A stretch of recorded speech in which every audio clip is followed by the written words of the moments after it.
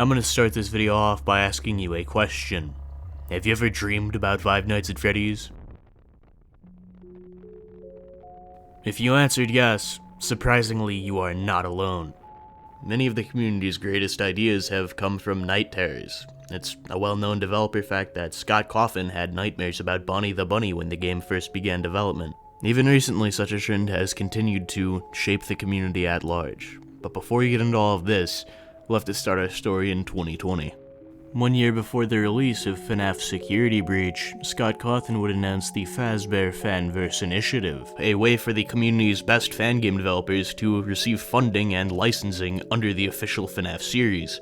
Among the list of promised games was a Five Nights at Freddy's 1 remake by F.I.V.E. He'd become a rock star in the community shortly before this for creating an open source version of Five Nights at Freddy's 2. When Scott Cawthon wrote him an email to take it down, he wrote back by saying, "Hey, hire me and I'll make something even better." And so a few months go by, years even, and we start to get teasers for Five Nights at Freddy's Plus. It's important to note that a lot of people, myself included, were dissatisfied with Five Nights at Freddy's Security Breach. The game, of course, was extremely buggy on launch, and it brought back a lot of returning players, generating new hype for the FNAF community. Because of this, a recreation of the very first Five Nights at Freddy's game, polishing it up, making it scarier, and generally more appealing to the now aged-up demographic of that very first FNAF game was effectively everything that a FNAF fan could want at the time. Unfortunately, his entire persona online was built upon toxicity, and so when it comes to FNAF Security Breach, a game that he actively does not like,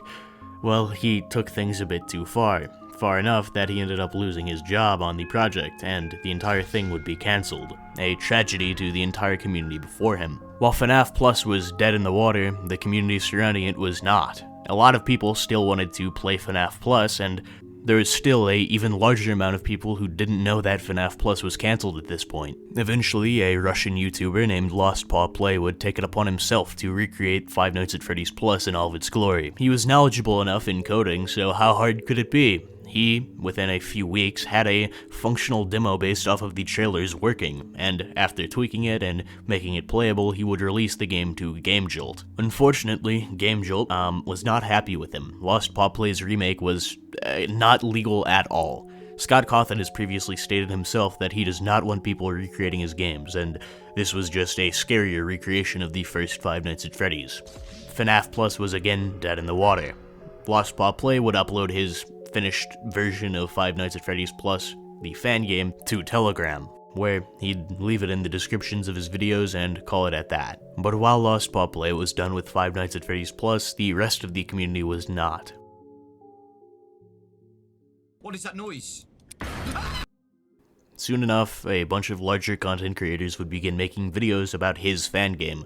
The problem is that they did not credit him. People were confused. How could this be? F.I.V.E. was no more. Is FNAF Plus back? People would search it up, go to GameJolt, and it turns out some jackass had the idea of uploading malware disguised as FNAF Plus. Word spread about the story, and soon enough, TikTokers would take inspiration from it. They began to circulate a Spanish rumor that dates back to 2020. The story behind the Stingray virus goes that in the mid-2010s, a bootleg app store hosted a free version of Five Nights at Freddy's 2. And upon downloading the game, the app requested most of the permissions from your phone. After playing it for a while, you'd be met with an infamous jump scare, and at this time your data was also stolen from your phone. Currently, the authenticity of the story remains questionable. Regardless, TikTok ran with it, and a lot of people began making their own custom versions of what this jump scare might have looked like. Eventually, a small content creator heard about this story and ended up having a bad dream about it. In fact, it wasn't about FNAF 2 at all, but rather the first game. He woke up the next morning and said, "Hey, I'm gonna make a video about this," and so the infamous FNAF Ransomware video was born. This video is interesting because despite being intentionally a shitpost, it falls right within the lines of being actually scary and being kind of funny. I kind of fell out of the community around this time, but I saw this and I had to make a video on it. That was the story behind the viruses in horror media video. Most of this video up until now is facts from back then, but now we're gonna get into the new stuff. So this video was made with AI, meaning it was A, kinda controversial, which just spread awareness about it, but also B, it's extremely easy to make a video in this style. In the last video we looked at Vibing Leaf, and it's pretty clear he inspired this whole thing, And I feel like also on top of that, this entire thing is kind of just counterculture to analog horror in the FNAF community, because there's a lot of really good analog horror creators, obviously, in the FNAF community. But regardless, you slap a VHS filter over your animation, and it doesn't matter how good the quality of the models are. With a little bit of suspension of disbelief, you can create some really good stories, and ultimately, it's really accessible for beginning animators. And because of that, the oversaturation of the analog horror scene, I think FNAF Ransomware has kind of developed because people are tired of that, and people want to see something that's not overly serious and kinda really frickin' stupid and really frickin' funny, while also being really frickin' unnerving. And I think the video that best demonstrates this sort of development is the one that you've all seen. It's the reason why you've clicked on this video. You know what time it is, roll the tape.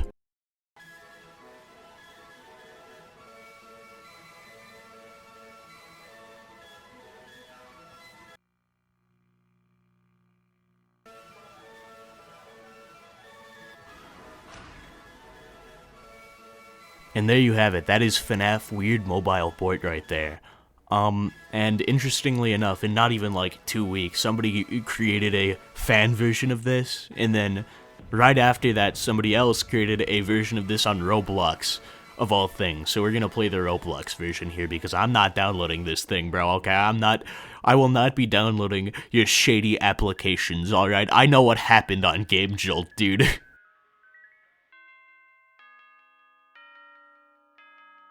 Hi, buddy. Start, leave. Settings, what if I leave? Awesome. Hey, Chica. Oh, that's the bunny. Hi. Hi, bunny. Hey, bro. Hey, man, hey. Oh, hi, Freddy. Why do you look at me like that? Hey, Freddy, want to have some fun? Fun time with Freddy. Did I just get jump scared? What? Dude, I was on here for 15 seconds. What are you talking about? Back on the stage. Okay, thank God. Open those doors, sir. What? They're all gone again. They're all gone. Where did they go? Oh, this is the part where it gets fun with the little boss fight. I'm gonna take a deep breath really quick, just. I know it happens. At 5 a.m., bad things happen. I'm drinking a sip of water.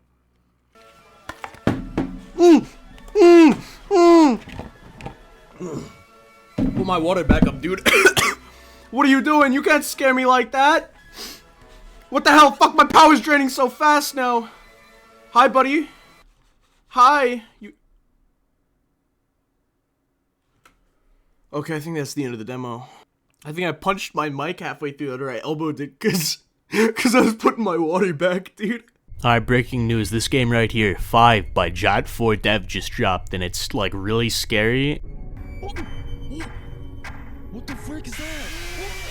It actually emulates being like a computer virus by launching a whole bunch of images and like text files and whatnot. Five Nights at Freddy's computer virus ransomware genre has evolved from being funny shit posts to now actually growing into its own and actually like having serious fan games being developed around it.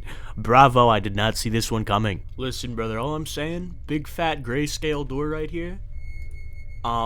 Looks like this, alright, same sort of vibe and everything. This guy might have been ahead of the game. This might be inspired by this nonsense. Okay, one last thing that I wanted to mention here. So, there's this frickin' Five Nights at Freddy's ransomware game re-uploaded, which is what we've already seen. That was made by Fever Dream Team. But then there's this video here, 1 year ago, by Weird Al Gaming. And this didn't come from before the FDT video. But what is this? Instead of starting off with like the Nyan Cat and the nonsense, bro, we just jump straight into it. Outside of the start of the video, here's the main difference. For whatever reason, this is like on Windows 11 instead of Windows 7. I guess this is like a fan game. We have to talk about, bro, what do you mean?